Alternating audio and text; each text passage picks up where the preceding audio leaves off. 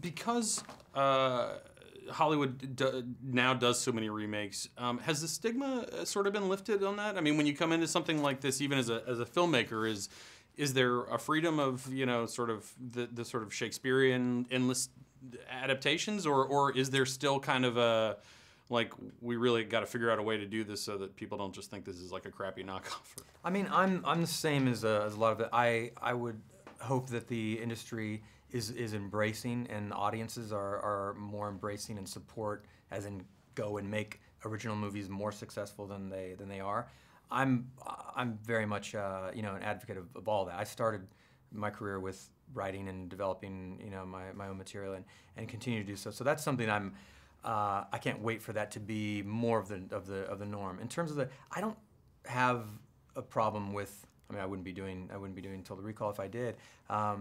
And but I'm, you know, I come from a background that is, I was very into comic books. You know, we go to Comic-Con and you know, comic books are, I'm used to those being, you know, retold and reinvented all the time.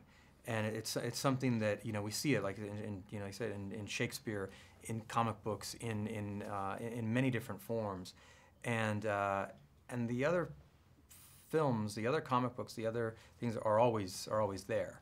So you know, and some of my favorite films have been remakes, so I can't really argue the point. Sure, sure. Well, you create such a really dense and detailed futuristic world. You know, how did you sort of decide what the aesthetic was going to be, and then how do you sort of balance? You know, you think of movies like Minority Report, where they hired futurists or whatever the job is, yeah. You know, to sort of figure out what's going to happen. Where do you sort of balance, like, all right, this is actually something that could happen, and this is just totally cool, and we need to do it because it looks awesome? Yeah, it's exactly a combination of that. It is, let's do the research, let's find out what is possible, and what's possibly, you know, the futurists, or what, you know, what they speculate on, and many of those are not cool.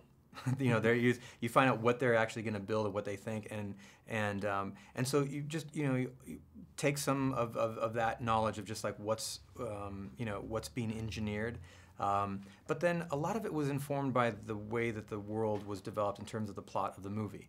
You know, part of the, you know, it's inherent into the story that there's not a lot of space left, and so they have to build up, and all the worlds have to build up. If the worlds build up, then you have to have a transportation system that will accommodate traveling up and across and over, and rather than just, so that then, you know, you get into the design of hover cars that can travel. They have to be able to travel up and across. That means you can't do wheeled vehicles, so you have to go with hover cars and things like that. So a lot of it was based off of the functionality of the world that was in the story, and then just a bunch of stuff that I've been waiting to do for a very long time. You know, little gadgets and little things that I just, I'm such a sci-fi geek about, you know, all of those advancements in the what if, you know, in terms of technology and cars and all of that. So it's a design dream, and I started as a designer. It was kind of what you know, what I was really into. So it was a lot of fun to be able to mix. It's really just like you were saying, it's a mix of the two. What's just fun, and what can we do, the cool version of what the engineers are saying is going to be the reality.